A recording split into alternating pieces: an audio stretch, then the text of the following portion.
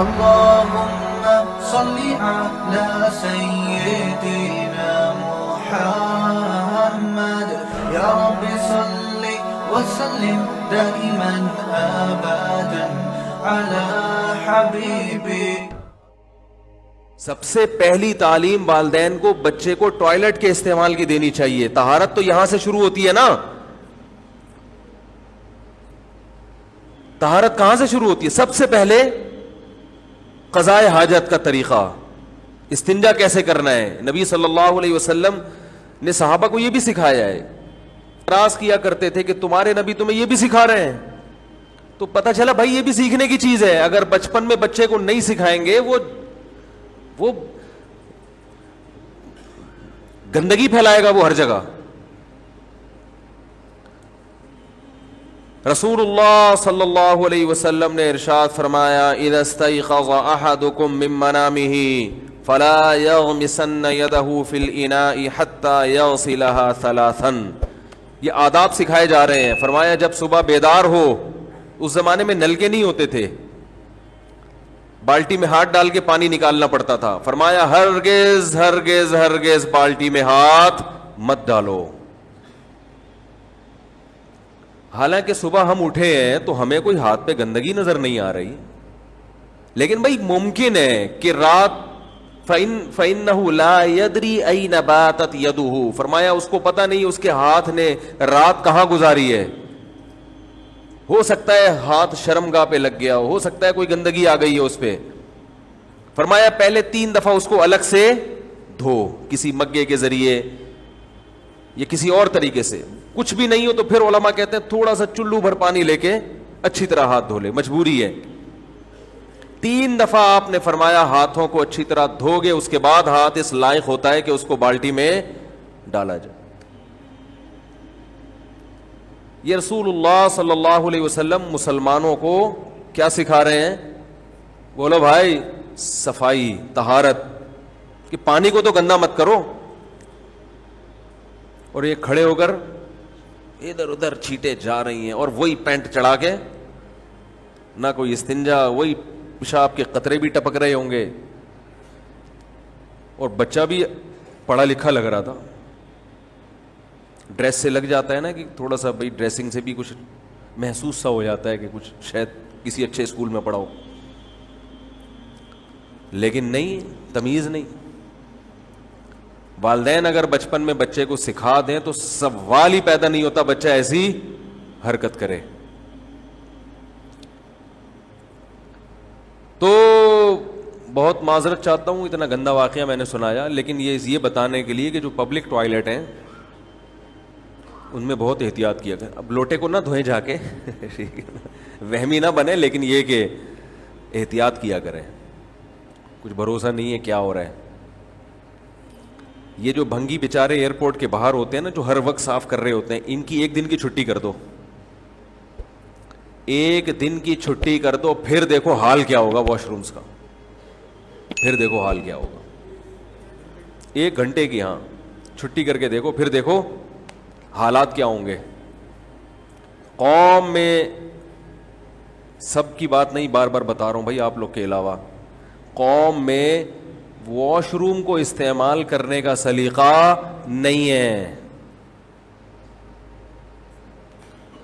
بات سے بات چلنے کے لیے تو تھوڑی سی گندی باتیں اور بھی کر لیتے ہیں، کیا کریں. ہمارے حضرت تو صفائی کے بہت زیادہ خیال کیا کرتے تھے. ہمیں یاد ہے ایک طالب علم واش روم سے باہر آیا تو ہمارے حضرت کے خلیفہ تھے، نائب تھے، ان کو واش روم جانا تھا. وہ گئے تو واپس آ گئے ایک دم. انہوں نے کہا بھائی اس کو صاف تو کرو. وہ طالب علم نے کہا کہ صاف ہے، کچھ بھی نظر نہیں آ رہا. تو انہوں نے کہا یہ جو گندگی ہے نا، اب کیا بتائیں، بس اس میں اچھی طرح پانی بہا دیا کرو. خلاصہ یہ نکلا اپنی گندگی کسی کو دکھاؤ مت. تو والدین کو چاہیے کہ خود بھی یہ چیزوں پر عمل کریں. بھائی بچوں کو سب سے پہلے کیا سکھانا ہے؟ بچوں کو کھانے کے آداب بعد میں سکھائیں ٹھیک ہے نا. کپڑے استری کرنا بعد میں سکھائیں، پرفیوم کا استعمال بعد میں سکھائیں. سب سے پہلے کیا سکھانا ہے. اور یہ قرآن کی تعلیمات ہیں. قرآن میں سب سے پہلا حکم جو نازل ہوا ہے علم کے بعد. علم تو سیکھنے کی ترغیب ہے نا, اب سیکھا کیا جائے, تو سورہ مدثر نازل ہوئی. یا ایھا المدثر قم فانذر وربک فکبر وثیابک فطہر. رب کی کبریائی بیان کرو اور لباس کو پاک رکھو. اب بظاہر دونوں چیزوں میں کوئی جوڑ نظر آ رہا ہے؟ اے نبی کھڑے ہو کر اپنی قوم کو ڈرائیں. ڈرانا کہاں سے شروع کریں؟ اللہ کی کبریائی اور لباس کو پاک. تو سب سے پہلا حکم قرآن میں کیا نازل ہوا؟ رب کی کبریائی کے بعد کپڑوں کو, لباس کو پاک رکھو. پاک رکھو اپنے لباس کو. وَثِيَابَكَ فَطَهِّرْ وَالرُّجْزَ فَهْجُرْ. فرمائی یہ ظاہری گندگی بھی چھوڑ دو اور باطنی گندگی بت پرستی. انسان ہو کے پتھروں کے سامنے جھکتے ہو, چھوڑ دو اس کو. نبی نے تو بت پرستی پہلے سے چھوڑی بھی تھی نا بھائی, کیا خیال ہے؟ تو اس سے صاف پتہ چل رہا ہے کہ نبی کے توسط سے اصل میں امت کو بتایا جا رہا ہے. تو اس سے پتہ چلا کہ نبی صلی اللہ علیہ وسلم کو جو پہلا حکم دیا جا رہا ہے لباس کو پاک رکھو, وہ بھی اصل میں نبی کو نہیں دیا جا رہا. نبی کے توسط سے کس کو دیا جا رہا ہے؟ امت کو. امت کو بتا دیں یہ آیتیں. نبی تو پہلے سے صاف ستھرے رہے. آپ کی تو مزاج میں صفائی تھی. ہمارے نبی کے مزاج میں, جس کے مزاج میں صفائی ہوتی ہے اس کو خوشبوؤں سے محبت بھی ہوتی ہے. خوشبو سے محبت دو وجہ سے ہوتی ہے انسان کو. ایک اس لیے کہ اس میں بدبو اتنی ہوتی ہے کہ اس کو چھپانے کے لیے خوشبو چاہیے ہوتی ہے. ایک کنٹری ہے اس کی صفائی بہت مشہور ہے, بہت صاف ستھرے لوگ ہوتے ہیں وہاں پہ, بڑی نفیس قوم ہے وہ, غیر مسلم ریاست ہے. ہمارے ایک رشتے دار گئے وہاں پہ, کہہ رہے میں نے سنا تھا یہ لوگ بہت دنیا میں نفیس قوم ہے نا, بہت نیٹ اور کلین ہوتے ہیں یہ لوگ, اور خوشبوئیں بڑی مشہور ہیں.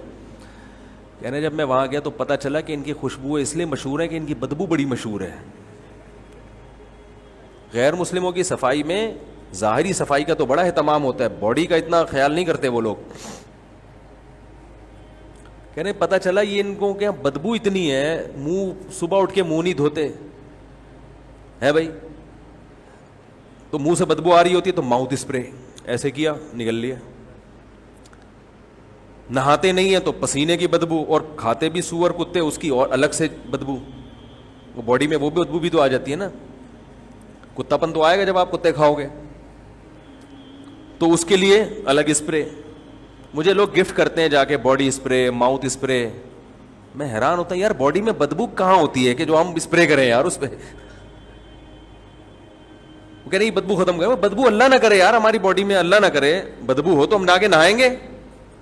بدبو کو ختم کرو نا. کچرا کے ڈھیر میں بدبو آ رہی ہے تو آپ نے وہاں لا کے مشک و عنبر لا کے پھینک دی. ارے وہ کچرا صاف کرو وہاں سے, پھر آپ گملے لگاؤ, اس میں گلاب کے پھول بھی لگاؤ, اور آپ اس میں چمیلی بھی لگاؤ, رات کی رانی بھی لگاؤ, پھر مزہ آئے گا. کچرے کے ڈھیر میں رات کی رانی اس لیے لگا دی تاکہ یہ بدبو چھپ جائے. اس کا مطلب آپ نفیس نہیں ہیں, آپ یعنی بہت ہی وہ ہیں, اتنے گندے ہیں معذرت کے ساتھ. آپ نہیں, اگر آپ ایسا کریں تو, اور مجھے پتہ ہے آپ ایسا نہیں کرتے. آج میں نے دیکھا ہے گھروں میں بعض خواتین ایسا کرتی ہیں, بچے کی وہ اس نے پیشاب کر دیا, اسمیل آ رہی ہے, ایک اسپرے مارا ایئر فریشنر. اور یار اس سے تو اور معاملہ خراب اس لیے ہو رہا ہے کہ یہ بدبو تو آپ نے دبا دی, پہلے کم از کم احساس تو تھا نا انسان کو. جو جرمز پھیلے ہوئے ہیں احساس تو ہے, تو تھوڑا احتیاط کر لے گا, ادھر نہیں ادھر بیٹھ جائے. آپ نے تو اس کو بالکل گلا گھونٹ کے مار دیا, دبا دیا, مارا نہیں ہے. تو یہ اسلام نہیں ہے. ہمارے نبی صلی اللہ علیہ وسلم ہر وقت دانتوں کو صاف مسواک سے, چمکتے ہوئے دانت, اور آپ صلی اللہ علیہ وسلم کے دانتوں کے درمیان قدرتی خلا بھی تھا. آپ صلی اللہ علیہ وسلم بے انتہا, حتیٰ کہ کچا پیاز نہیں کھاتے کہ بو آتی ہے اس میں. اس کے بعد خوشبو کا اتنا استعمال اس صفائی کے بعد, حالانکہ صفائی کے بعد تو ویسے ہی, اور آپ کے پسینے میں ویسے ہی خوشبو تھی, اس کے بعد خوشبو کا اتنا استعمال, کیونکہ نبی نے دنیا کی طرف رغبت نہیں کی.